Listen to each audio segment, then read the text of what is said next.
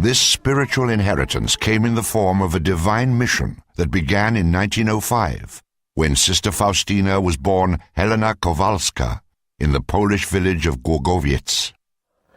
Było nas 10. There were 10 of us. 2 sisters died young, soon after they'd been born. So there were 8 of us. It was hard, very hard. The soil is very poor around here. Father was a carpenter, so that helped a bit. The 13 rugged acres owned by Faustina's father barely kept the Kowalska family alive. Faustina's brother, Mieczysław, says his sister never complained. Instead, he remembers her as someone always trying to love God in simple ways.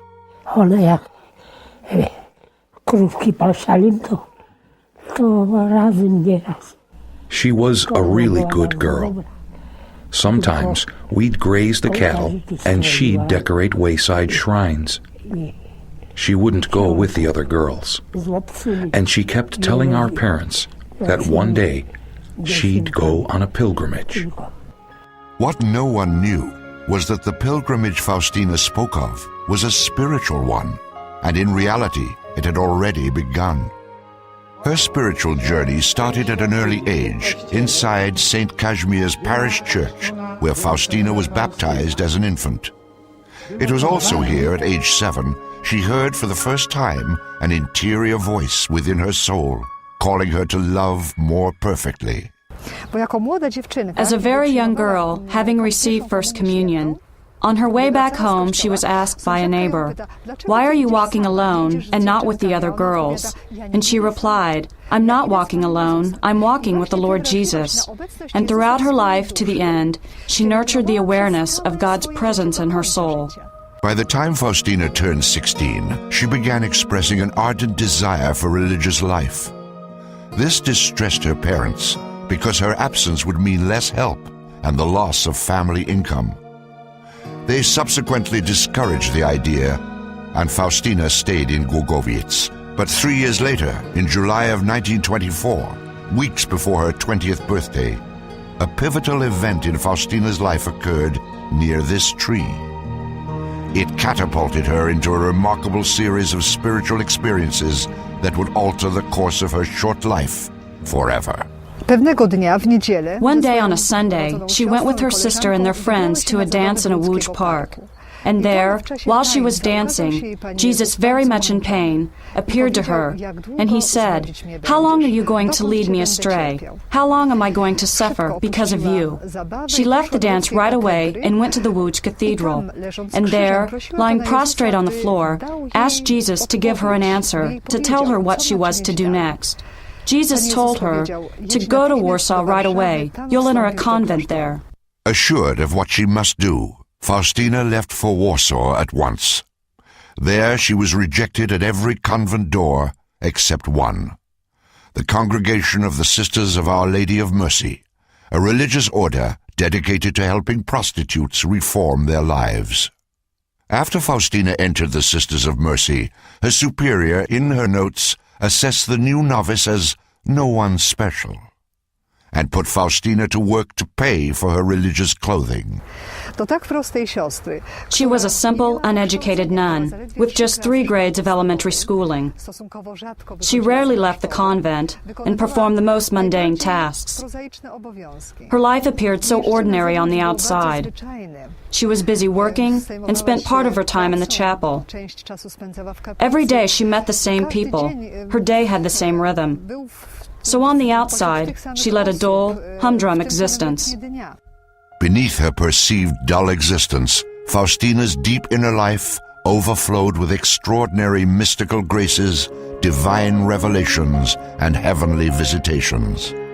Christ began appearing frequently to her in visions, sometimes as the King of Mercy, resplendent in light and majesty. At other times he appeared as the tortured, crucified Christ. At the request of her spiritual director, Faustina began privately to record these mystical experiences in a diary.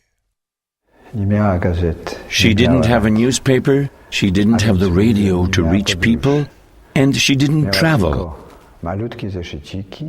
All she had were her little notebooks and a pen. She had neither an office nor a secretary. She herself was a secretary of divine mercy. She just quietly kept on writing in her journals, in those little notebooks of hers. She'd describe her conversations with Jesus. It was to this novice, considered no one special by her superior, that Jesus Christ would quietly entrust a great mission. Christ instructed Faustina to remind the world about God's unfathomable mercy. She was to accomplish this by introducing new devotional practices to honor mercy, and by establishing a worldwide movement of souls dedicated to spreading divine mercy. Jesus directed Faustina to proclaim to the world that even the worst and most hopeless sinner was deserving of God's infinite mercy. It is divine mercy, he said, that will determine the future destiny of the world. Speak to the world about my mercy. Let all mankind recognize my unfathomable mercy. It is a sign for the end times. After it will come the day of justice. While there is still time, let them have recourse to the fount of my mercy. Because Christ desired this urgent message of mercy for the entire world, Faustina's mission would have far-reaching implications, but it would also meet with much opposition. Accepting it would often come at a high price. Faustina was to endure a silent, tedious day-to-day martyrdom. Most of her life inside the convent was spent in poor health because of tuberculosis, and she was ridiculed by her convent sisters who labeled her as lazy or eccentric. On a spiritual level, Faustina's suffering was even more intense. She sometimes struggled against feelings of doubt and despair, but she prevailed over these emotions with the conviction that her sufferings were redemptive and had great meaning, thus displaying heroic faith in God. But Christ continued to remind Faustina that even the strongest faith is of no avail without works. And because of this, he wanted people to practice mercy daily through deed, word, and prayer. Souls could accomplish this by means of the new devotions Christ entrusted to Faustina. Jesus even told Faustina he wanted those who believed in him to perform at least one act of mercy a day. Not just any good deed, but one especially for the love of him. Not just any good acts or philanthropy motivated by something else. The condition is that at least one good act a day, in word or deed or prayer, should be done for the love of Jesus.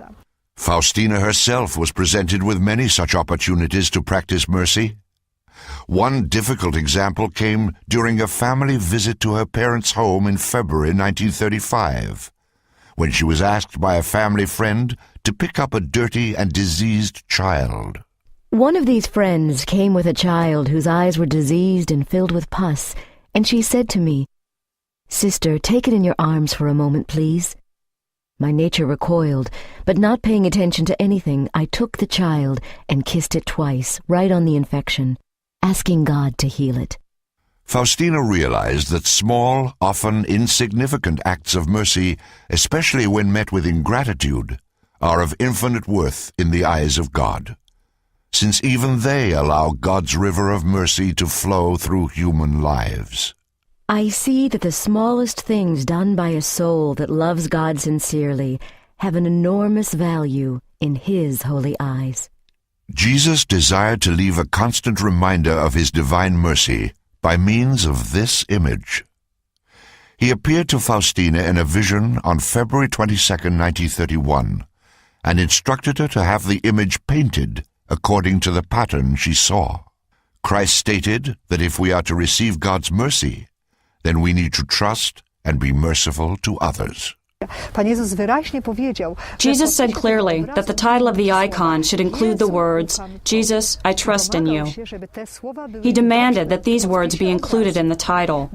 Why? Because trust is the first response to the recognition of the mystery of divine mercy. The more one knows how kind God is, the more one trusts in Him, and trust is like a bucket to draw upon God's graces. Christ promised many graces to those souls who venerated this image of divine mercy. I am offering people a vessel with which they are to keep coming for graces to the fountain of mercy. That vessel is this image with this signature, "Jesus, I trust in you." Sister Faustina's great trust endured to the very end of her life. On October 5th, 1938, Faustina died at age 33 in this room at her convent in Krakow. Because of her humility and silence regarding her extraordinary inner life, many of those who lived and worked with Faustina for more than 13 years still believed she was no one special.